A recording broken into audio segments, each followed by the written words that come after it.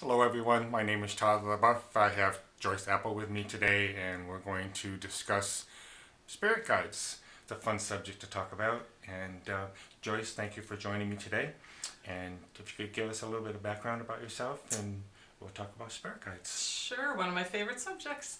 Thanks for having me, Todd, here. Your office is beautiful. And yes, so I'm a recently retired RN, and back in the early 2000s, I had my awakening, if you call it that. I learned Reiki and all sorts of energy work, and that's when I first learned about spirit guides.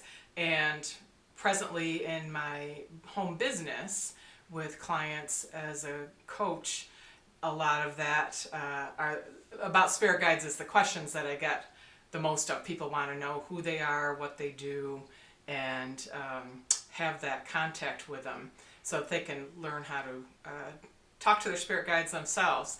So when I went to my first Reiki class taught by Sheila Applegate many years ago, and she said, okay, we're going to meditate. And I had never meditated before, and I thought, oh dear, this is not going to go well.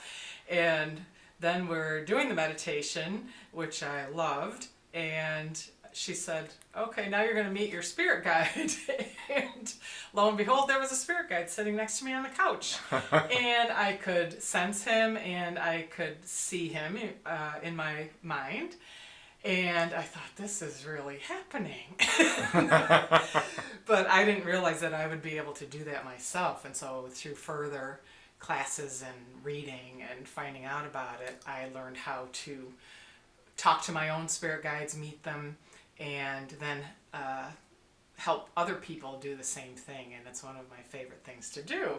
And so that spirit guide that I met that day, he was around for a little while. And your spirit guides will change as you need them to, because they love to teach and support and show you really cool things. And so then one of my main guides is named Two Feathers, who Todd also is familiar with. Yep.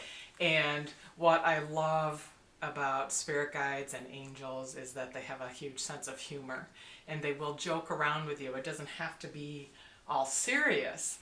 And Two Feathers especially is very good at that.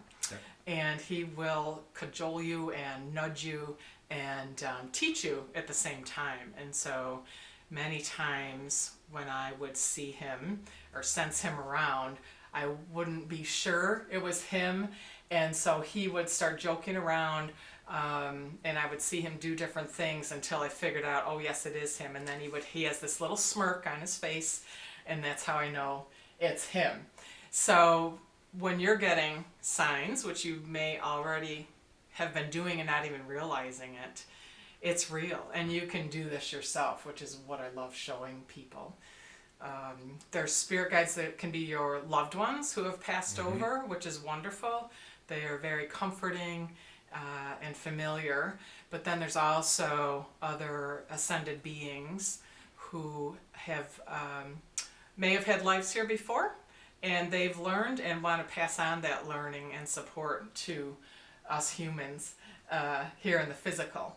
So you can ask to meet guides. You may have certain ones that you're interested in meeting, or you can just ask who your guide that is best for you at this time show up, and they will help you with anything from finding a parking space that's happened many times with me, to teaching you different concepts and how to expand your mind and really enjoy the passionate life that we are able to here. Exactly. All you have to do is call out and they'll be there instantly. They'll Yes. never interfere unless you ask for their help. And for example, I work with archangels, and if I'm driving and I have someone that's tailgating me, I'll ask the angels, I'll call them and say, could you put some space between the car and myself? And 9 times out of 10, you can see that car backing away, and it's like, thank you. So, Yes. It's really, when you ask, they're there and they will help you.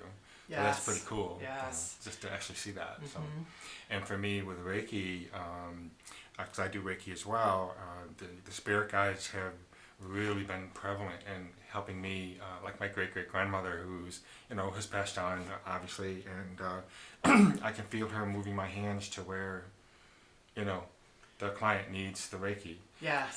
And, that's pretty cool, and I can hear her, not necessarily talking, but maybe a little bit of breathing, and that's when she taught me how to do breath work and so on and so forth, because she's of Native descent. So, I have had a great interest in Native American culture, and so in what do you call it, plant medicine.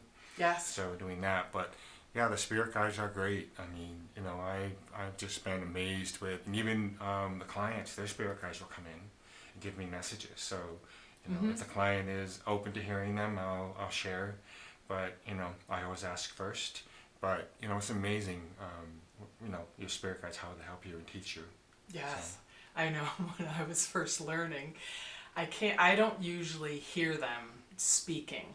I may somehow know internally what they're saying eventually, but when I was first learning, I would see them and their lips would be moving and I was not getting the message. And so I had literally asked them to hold up cue cards. There you and go. They did. Awesome. And that worked. And then when I would get a message, they would be dancing and cheering and just laughing. So I just love working with them. But I've had some other more serious experiences too. There was one night I worked nights at the hospital, and there was a horrific, very brief, weird snowstorm, and I could not see 2 feet in front of me. It was like I was driving in a marshmallow, and I didn't even know if I was on the road or not. And I just prayed and asked for help, and I said, I don't know what to do. I just don't know what to do, whether I should just stop, I didn't want to get hit, or should I try to keep going. And all of a sudden, on the radio went just like you see in the movies, and there was this very high-pitched voice saying, "There's an angel on your shoulder." And I kind of listened, and then these taillights came on in front of me that they were not there, a few seconds before. And then the radio goes crackly again, and the song from Uncle Cracker was big back then, "Follow Me." Yep. And I'm like, I got your message, and I'm following the taillights, and I made it to work. I don't know what I would have done without that, but I got to work. My heart was just pounding. I'm like, the adrenaline from almost being in an accident maybe, but also having this really awesome experience. And I'm just like, you guys won't believe this. And of course some people thought I was crazy, but that's okay. Yeah, that's okay. Yeah, that's a pretty cool story. Yes. Oh my word, yes. So when you ask, they're there. They'll help you. Yeah. So I have found that more often than not. So all you gotta do is ask. So. But yeah, it's a pretty cool story, Joyce. You can ask to be taught in your dreams, and you may sense them, you may hear them, you may actually see them. It's different for everybody, but once you ask to expand your awareness, a lot of times it's going to happen for you. So we have lots of cool stories we could tell. Yeah, we could sit all day and talk about cool stories, right? So, yeah, some of the ones you shared are pretty awesome. So thank you for taking the time to have a chat with me today. Thank you, Todd. And, so thank you so much. All right, take care. Goodbye, everybody.